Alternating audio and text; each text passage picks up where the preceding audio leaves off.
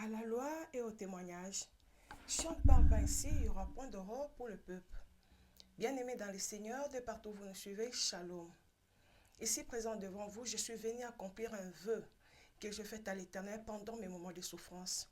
J'avais dit au Seigneur, Seigneur, si tu me bénis, à me donner un enfant, je ne garderai pas ces témoignages pour moi seul. Je dirai au monde ce que tu as fait pour moi. C'est pourquoi nous sommes là, pour vous faire part de notre témoignage, dans le but d'exhorter quelqu'un qui traverse encore de moments difficiles. Je suis Madame Arlette Kalingay, je suis chrétienne, messagère de Jésus-Christ en formation au sein du ministère du combat spirituel. Je suis, par la grâce de Dieu, mariée au docteur Anaclé Kalingay. Ensemble, le Seigneur nous a bénis avec un bébé miracle, un joyau après 14 années de dures épreuves de stérilité et des maladies compliquées traversées au sein de notre couple. Des professions, je suis infirmière et mon très cher époux est docteur en médecine, chirurgie et accouchement. Je suis auteur de livres. Bien-aimés dans le Seigneur, je ne suis pas venue vous parler de nos titres académiques, ni de la connaissance en médecine, car à un certain moment de la vie, cette connaissance en médecine s'était démontrée inefficace, impuissante devant les défis que l'ennemi nous avait lancés contre notre santé et notre procréation.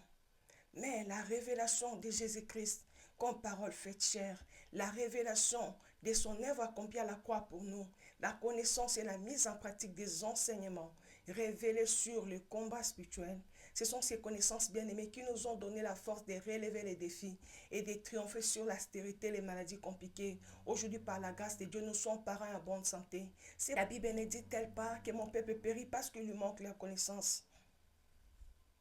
Nous sommes là pour témoigner de la bonté, de la fidélité, de la toute-puissance de l'Éternel notre Dieu, démontrée au sein de notre couple, pour fortifier, communiquer la foi, encourager un papa, une maman, un jeune qui traverse encore de moments difficiles, mais en particulier les couples qui croient en Dieu pour le fruit des entrailles. Selon qu'il est écrit dans Ésaïe 35, les versets 3 à 5, fortifiez les mains languissantes, affermissez les genoux qui chancellent, et dites à ceux qui ont le cœur troublé, prenez courage, ne craignez point. Voici votre Dieu. La vengeance viendra, la rétribution, il viendra vous-même et vous sauvera. Alors, s'ouvriront les yeux des aveugles, s'ouvriront les oreilles des sourds, et la langue des muets éclatera de joie, car les eaux sortiront du désert, et les ruisseaux de la solitude. Bien-aimés dans le Seigneur, je suis venu parler à une catégorie de gens que j'appelle les Lazare. Qui est Lazare? Lazare, c'est un ami de Jésus. Lazare marche dans le voie du Seigneur. Il n'a l'alliance avec Jésus-Christ de Nazareth. Mais à un certain moment de sa vie, l'ennemi lui avait imposé une souffrance. Ça peut être une maladie, une stérilité, une pauvreté, les échecs dans ses études ou dans sa vie. Lazare prie, la situation résiste. Lazare a même des gens tout autour de lui qui prient aussi pour lui. Mais la situation va en s'empirant jusqu'à devenir une situation impossible. Mon frère, ma soeur, si tu te trouves dans cette catégorie, c'est à toi que je suis venu parler. Lorsque la médecine a échoué, de l'homme est devenu une vanité, je suis venu te présenter Jésus-Christ, le roi de rois, le Seigneur des seigneurs, l'unique et le véritable Dieu. C'est lui qui dit un mot, la chose se réalise. Les puissants guerriers forts dans les combats, Jéhovah est son nom. Lorsqu'il s'élève, nos ennemis se dispersent. Il dit un mot et la chose se réalise. Jésus-Christ a été obéissant, obéissant jusqu'à la mort de la croix. C'est pourquoi Dieu lui a donné un nom souverainement élevé au-dessus de tout nom, afin qu'au nom de Jésus, tous genoux fléchissent, dans les cieux, sur la terre et sous la terre. Au nom de Jésus-Christ, à travers les sacrifices de Jésus à la croix, Jésus avait reçu le nom souverainement élevé au-dessus de ta maladie, au-dessus de ta stérilité, au-dessus de ta pauvreté, à la croix lui-même est devenu pauvre, afin que toi tu sois riche, mon frère, ma soeur. À la croix, Jésus a porté nos souffrances, il a porté nos maladies, et par ses maîtrises, nous sommes guéris. Mon frère, ma soeur, Jésus-Christ agit encore. Continue à croire que cette situation va changer pour la gloire du nom de Jésus-Christ. Si tu es déjà fatigué, je suis venu te relever. Relève-toi, mon frère, ma soeur, Jésus-Christ agit encore. Rien ne lui est impossible. Il a dit, aux hommes cela est impossible, mais à Dieu tout est possible. Il ajoute encore, rien n'est impossible à celui celui qui croit. Mon frère, ma soeur, continue à croire que ces situations changera pour la seule gloire du nom de Jésus-Christ. Jésus-Christ agit encore. Et ce matin, il t'appelle, il a dit, venez à moi. Vous êtes fatigués, chargés, moi je vous donnerai du repos. Mon frère, ma soeur, quelle que soit la situation que toi tu traverses, Jésus ce matin t'appelle. Il a dit, venez à moi. Vous êtes fatigués, chargés, moi je vous donnerai du repos. Mon frère, ma soeur, Jésus-Christ est la solution à tous nos problèmes. Il est la réponse à toutes nos questions. Il est le réalisateur de nos projets. Mon frère, ma soeur, Jésus t'appelle ce matin. Si tu es déjà fatigué, relève-toi. Relève-toi, mon frère, ma soeur, Jésus-Christ est capable. Jésus-Christ est capable. Et moi qui te parle aujourd'hui, un moment de ma vie, j'ai expérimenté 14 années de dures épreuves de stérilité. Et des maladies compliquées au sein de mon couple, mon frère, ma soeur. La médecine avait échoué. Les secours de l'homme étaient devenus une vanité pour moi. Mais lorsque je me suis appuyé sur la parole de Dieu, dans le jeûne et priant, mon frère, ma soeur, Jésus a démontré sa toute puissance. Aujourd'hui, par la grâce de Dieu, je suis en bonne santé et je suis parent, mon frère, ma soeur. Jésus-Christ est capable. Jésus-Christ est capable de te sortir de cette situation. Mon frère, ma soeur, la femme à la perte de sang, lorsqu'on lui a parlé de Jésus, mon frère, ma soeur, cette femme-là a souffert pendant 12 ans. Ces jours-là, elle avait oublié ses maladies. Elle avait oublié tout ce qu'elle avait perdu auprès des médecins pour chercher la solution à son problème. Mais lorsqu'on lui a présenté Jésus-Christ Nazareth, il a dit, si seulement je touche au pont de sa robe, je serai guéri. Cette femme-là avait la révélation de la toute-puissance de Jésus-Christ. Mon frère, ma soeur, qu'est-ce que toi tu te dis pendant tes moments de souffrance? C'est que tu te dis à tes moments de souffrance. Tu dis aux gens qui sont tout autour de toi pendant tes moments de souffrance. C'est ça, ce qui va se réaliser dans ta vie. En 2018, j'ai saigné, je suis allée à l'hôpital avec mon mari. Le médecin nous a dit que c'est impossible que je puisse concevoir naturellement. Mon frère, ma soeur, j'avais dit au médecin, c'est que moi je sais que le Seigneur me donnera les enfants. Mon frère, ma soeur, qu'est-ce que toi tu t'es dit? Je disais toujours à mon mari que dans cette maison, les enfants vont commencer à monter et descendre, mon frère, ma soeur, pendant que je n'avais pas encore d'enfants.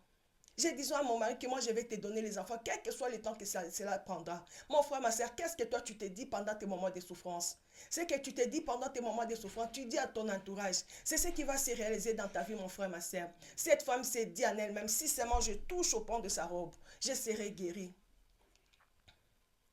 Elle a fait de son mieux. La Bible nous dit qu'il y avait une foule immense. Jésus était entouré d'une foule immense. Mais cette femme-là, comme elle avait déjà sa foi, elle a faufilé au milieu de la foule jusqu'à aller toucher le pont de la robe de Jésus-Christ.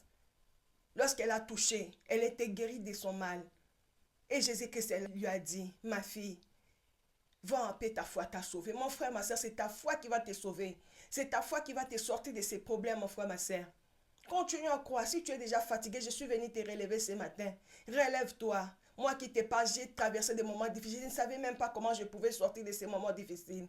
Les médecins n'avaient pas de solution pour mes maladies. Les médecins n'avaient pas de solution pour cette c'était mon frère, ma cause spirituelle. Les médecins n'avaient pas de solution. Ils donnaient des médicaments, mais rien ne marchait, mon frère, ma soeur.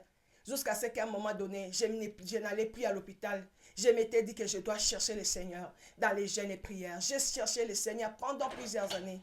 Aujourd'hui, par la grâce de Dieu, je suis en bonne santé, nous sommes parents. Demain, tu seras les prochains sur la liste des témoignages. Jésus-Christ agit encore. S'il a agi hier, il a agi avec Anne. Hier, il a agi avec Sarah. Aujourd'hui, il a agi avec nous. Cette femme-là avait la révélation de la toute-puissance de Jésus-Christ de Nazareth. Et elle savait que Jésus-Christ est le Dieu tout-puissant. Quelle révélation tu as de Jésus-Christ de Nazareth? Aujourd'hui, moi, je suis venue te présenter Jésus-Christ, le Dieu de l'impossible. C'est lui qui m'a donné l'enfant lorsque les médecins m'avaient dit que c'est impossible que je puisse concevoir naturellement. Je suis venue te présenter ce Dieu de l'impossible. Quelle que soit cette situation qui est en train de t'embêter, Jésus-Christ est capable de te sortir de cette situation.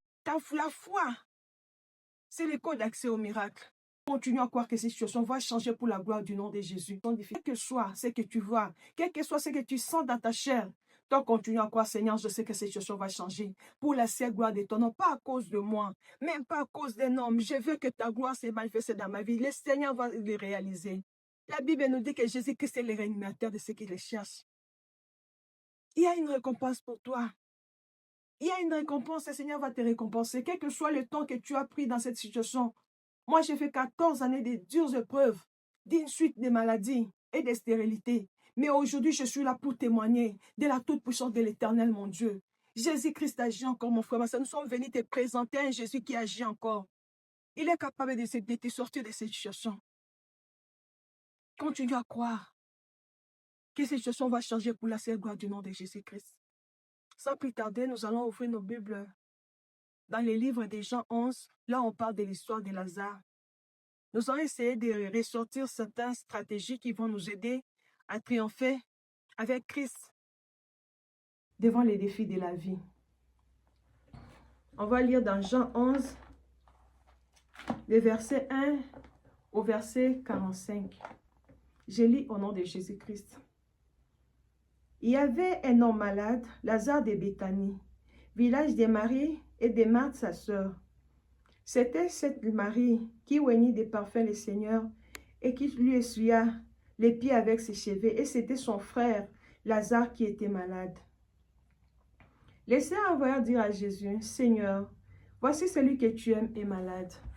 Mon frère, ma sœur, Marie et Marthe ont dit à Jésus que celui que tu aimes est malade. Mon frère, ma sœur, marcher avec le Seigneur n'est pas synonyme de l'absence des situations difficiles dans nos vies. Lui-même, Jésus nous a dit, je vous dis ces choses, afin que vous ayez la paix en moi. Dans le monde, vous aurez des tribulations. Mais ne craignez point, je vaincu le monde. Si Jésus-Christ qui a vaincu le monde habite en nous, nous aussi nous allons vaincre le monde avec toutes les situations difficiles qui vont nous imposer au nom de Jésus-Christ. La Bible ajoute, ceux qui sont nés de Dieu triomphent du monde.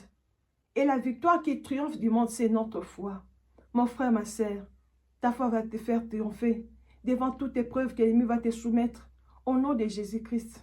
Et Marie et Marthe envoyèrent dire à Jésus que celui que tu aimes est malade. Ça veut dire qu'ils avaient prié. Mon frère, ma sœur, laisse-moi te dire que la prière est la clé qui ouvre toutes les portes. Je le répète, la prière est la clé qui ouvre toutes les portes. Mon frère, ma sœur, Jésus-Christ est celui qui écoute les prières. Jésus-Christ écoute les prières. Prie. Quel que soit le temps que ta situation a pris, n'abandonne pas la prière. Que personne t'empêche de prier, mon frère, ma sœur. La clé, c'est la prière. Continue à prier. Un jour, cette situation va changer pour la seule gloire du nom de Jésus. Mais il y a prière et prière. Tu dois savoir comment prier pour sortir de cette situation. Moi, j'avais un problème. Quand j'ai commencé ma marche avec le Seigneur me donnait des révélations, mais je ne savais pas prier pour avoir la victoire sur ces problèmes. J'ai demandé au Seigneur, Seigneur, enseigne-moi comment prier. Même les disciples ont dit au Seigneur, Seigneur, enseigne-nous comment prier. Pour sortir de cette situation par rapport aux révélations que tu me donnes. Le Seigneur m'avait fait grâce. J'avais découvert la chaîne CVV et la chaîne Votre TV. C'est là que j'ai appris maintenant à prier. Mon frère, ma soeur, tu dois apprendre à prier pour sortir de ces situations difficiles que tu es en train de traverser. Lorsque la prière s'accompagne avec un état de mortification du corps et de l'âme, là on parle maintenant de jeûne et prière. Mon frère, ma soeur, le jeûne rend efficace ta prière. Pendant que tu jeûnes, mon frère, ma soeur, accompagne tes moments de jeûne et prière avec des actes de charité, d'hospitalité.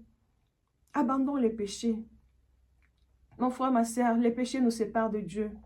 Les péchés nous empêchent de vivre la gloire de Dieu. Les péchés cachent la face de Dieu, ôtent la couverture de protection divine sur nous. Les péchés donnent accès à l'ennemi dans nos vies, mon frère, ma soeur. Abandonne la vie des péchés. Abandonne la méchanceté des cœurs. La Bible nous dit, errez ceux qui ont le cœur pur, car ils verront Dieu. Voir Dieu, ce n'est pas seulement aller au paradis d'abord. Voir Dieu dans tout ce que nous faisons. Dieu dans ce que nous faisons chaque jour, mon frère, ma soeur. Abandonne la méchanceté du cœur.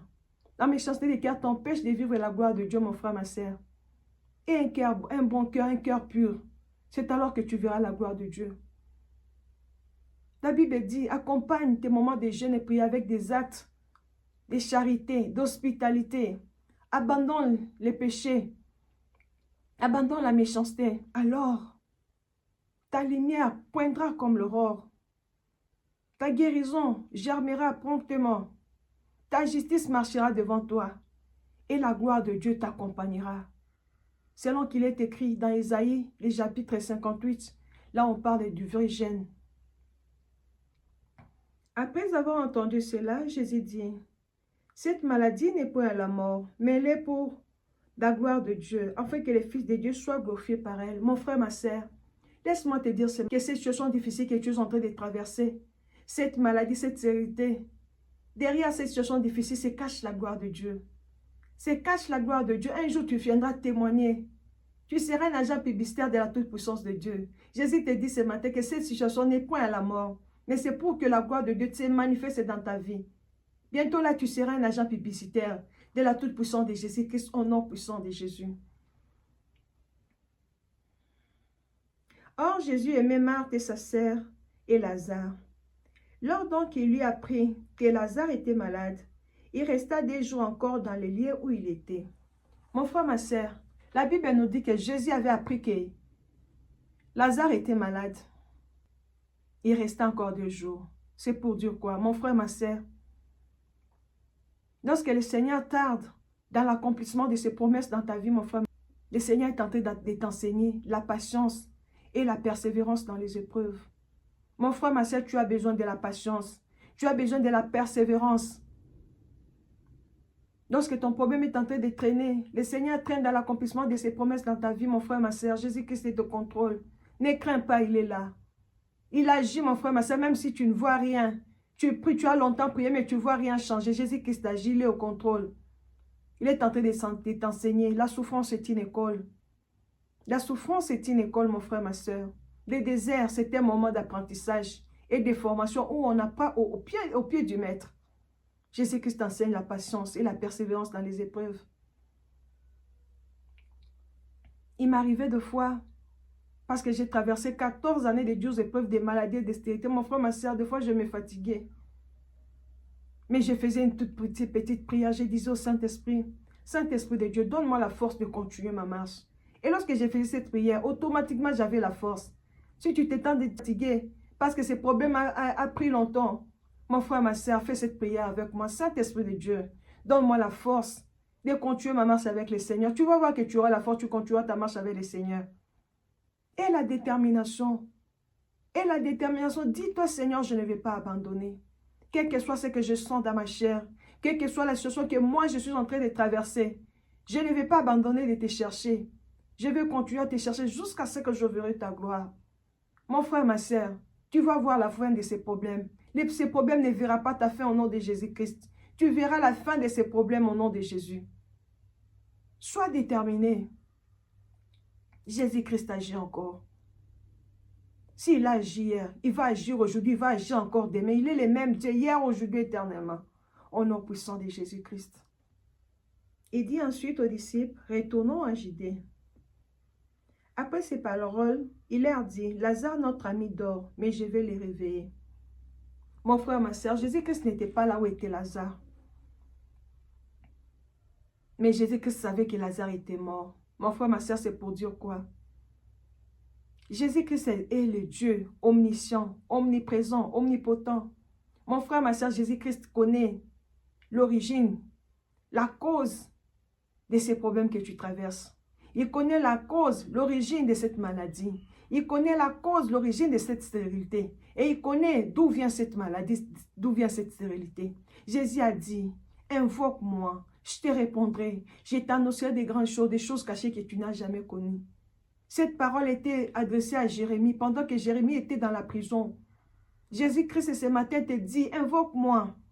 Je te répondrai, je t'annoncerai des grandes choses, des choses cachées que tu n'as jamais connues.